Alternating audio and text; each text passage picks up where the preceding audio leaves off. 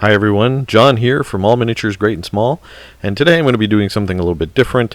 I'm doing basically kind of like a video podcast. I'm going to have a slideshow with pictures. You can follow along, but you don't really need to look at the screen if you don't want to.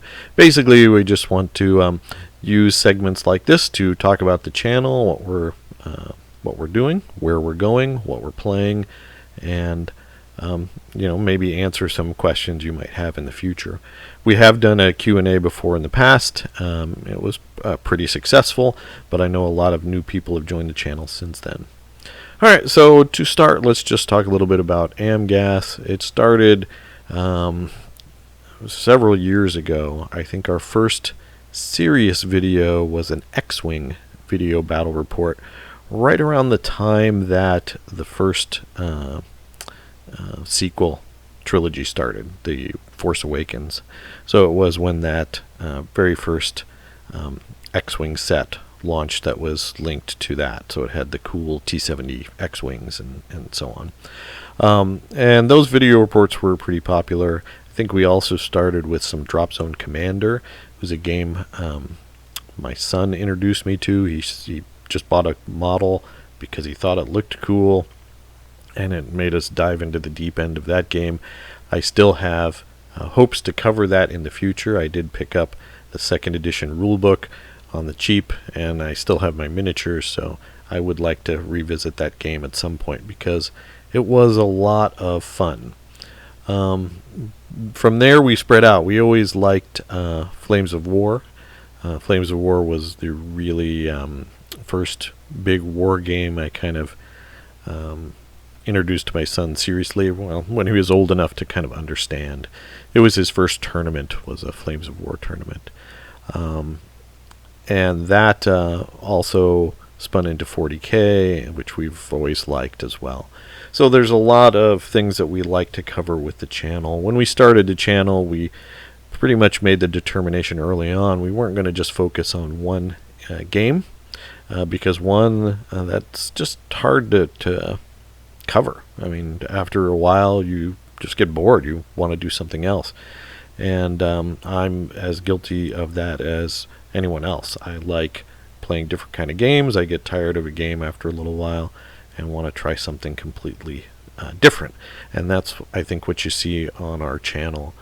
Currently the games we cover obviously are Flames of War. That's the biggest one we're covering right now. And we'll talk a little bit more about Flames of War in a moment. But we're also covering some other historicals that have kind of tickled my fancy. Warlord Games Black Seas, because I like sailing ships.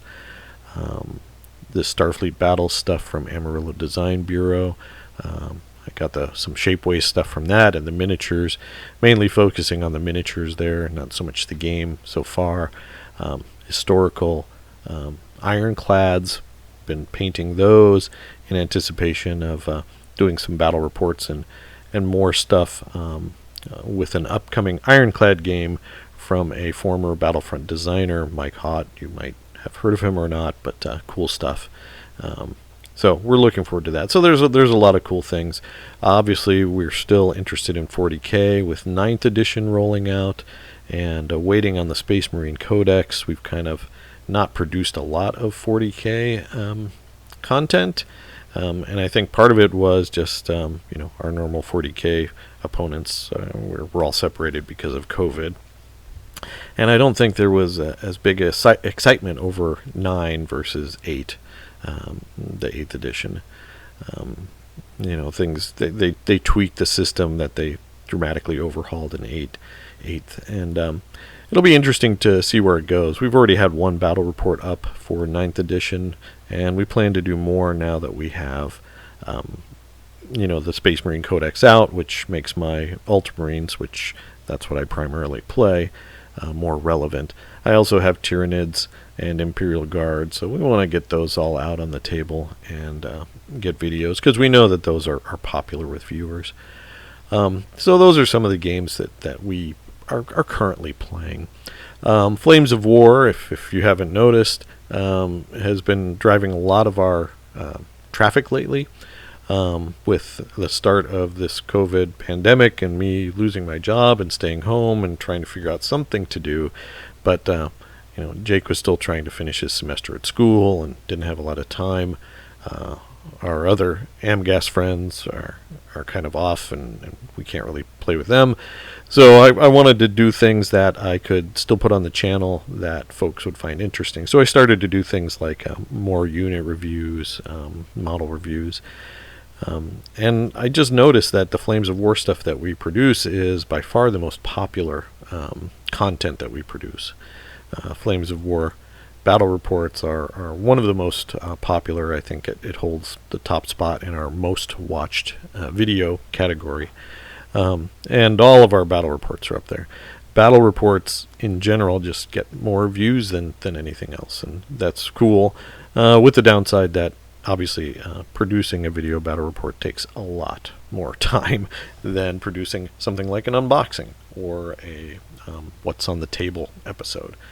But that's kind of where we are. And then when Jake's school kind of petered off for a little bit, we were able to dive in and start getting into games that we wanted to.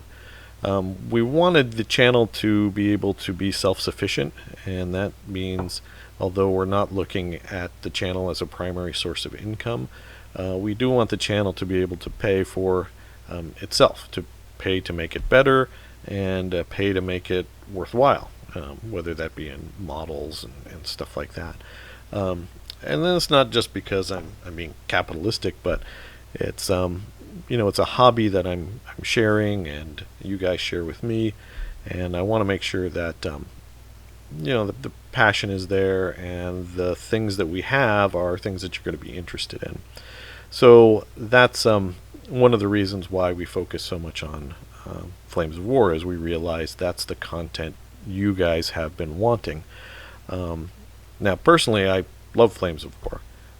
Flames of War, I think, is a great game system, and between the two giants, at least in my ecosphere, the Flames of War and 40K, I think the Flames of War game system is superior. I think it's a better game.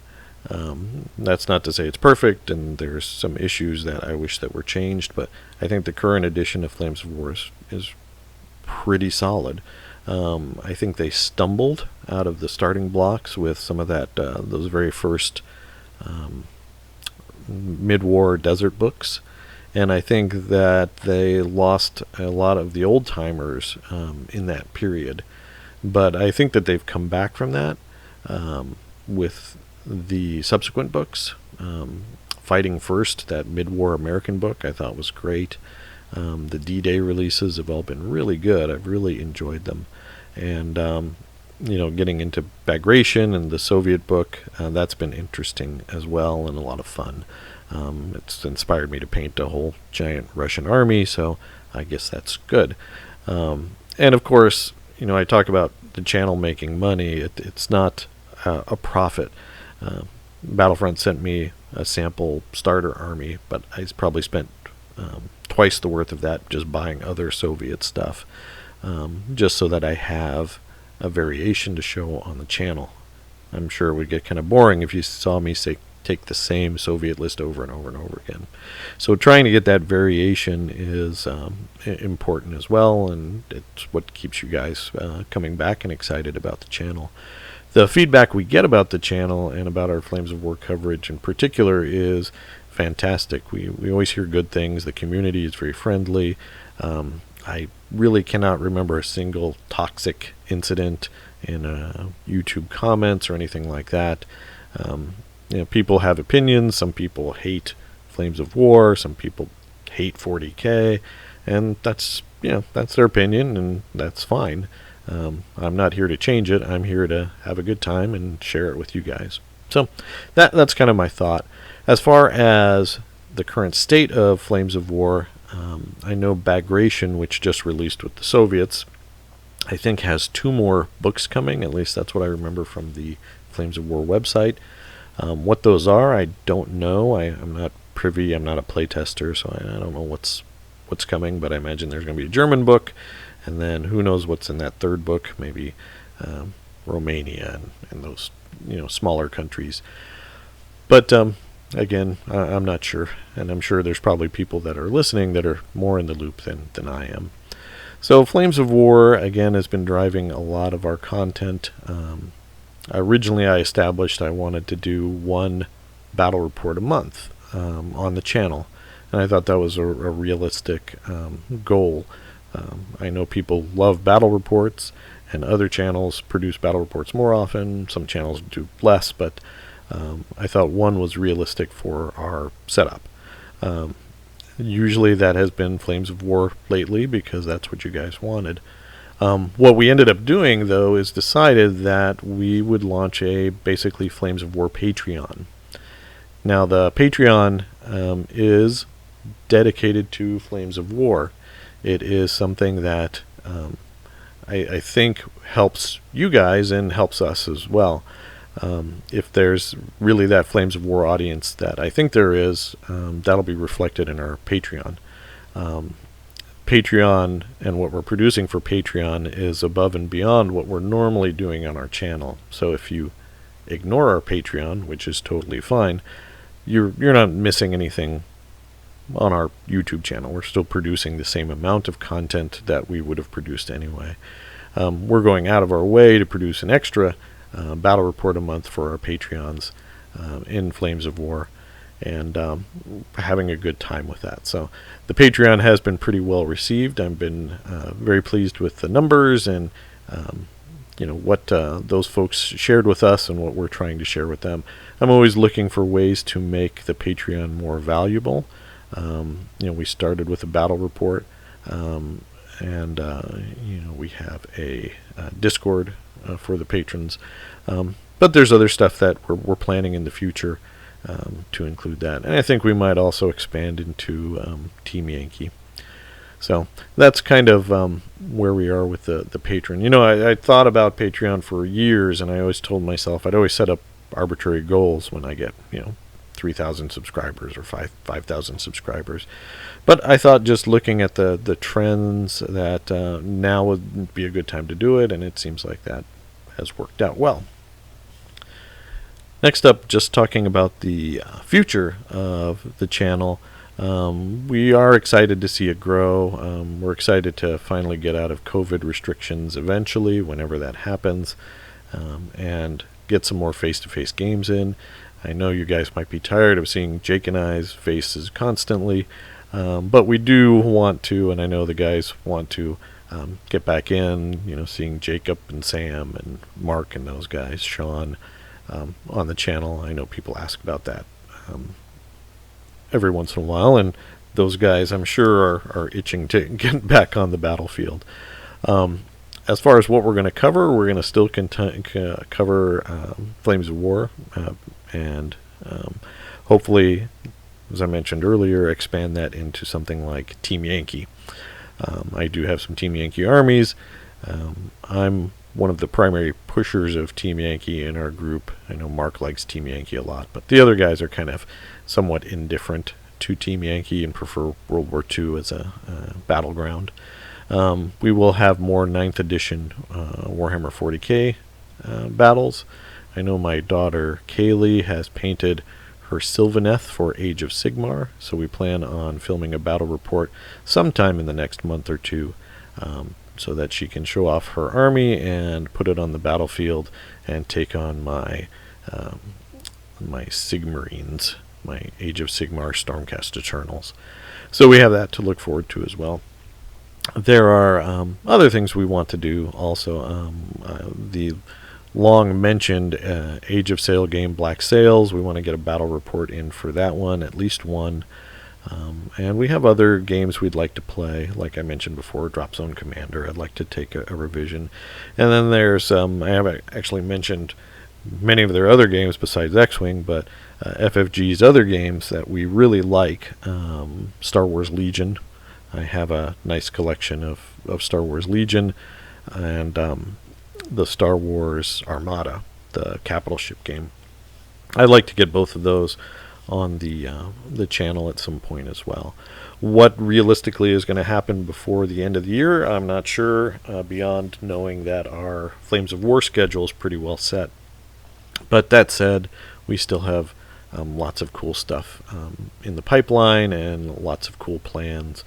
One of the first things we want to do is try to improve our filming space, and I think you guys might have noticed in some of our more recent battle reports, our filming space, Jake has really tidied up and made a nice display area for our pre and post game talking head segments. And our battle area, we are trying to clean up and set up a logo and make it look more professional as we can. And I think we're successful, and that's what we're moving towards. We also want to use proceeds from our Patreon to help improve our equipment. Jake is going to ASU. He's a film nerd and a photography guy, and he's bringing a lot of those skills to the channel. I don't know if you saw our Patreon announcement video that he put together, but it looks really sweet. He did a fantastic job, and his photography skills just make the channel look a lot better.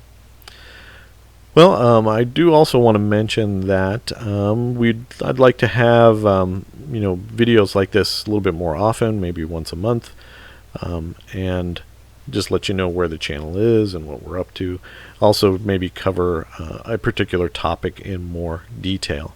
To that purpose, though, I'd like to open it up and have you guys list any questions down in the comments below that you might have for me, for any of the AMGAS people. If you have questions for Jacob or Sam or Sean or Mark, throw them down there too, and I will get their answers, and then in the next video I can go over all of that. So we'd love to hear the questions you have, and we'd love to answer them. And you can ask anything you want. We really don't care. Nothing's really taboo with me, so go ahead and feel free to fire away. So there you go, guys. Thank you for listening to this video podcast. I appreciate your viewing of the channel and your support during this time. It means a lot to the whole gang, and we really appreciate it. As always, though, we thank you and keep on wargaming.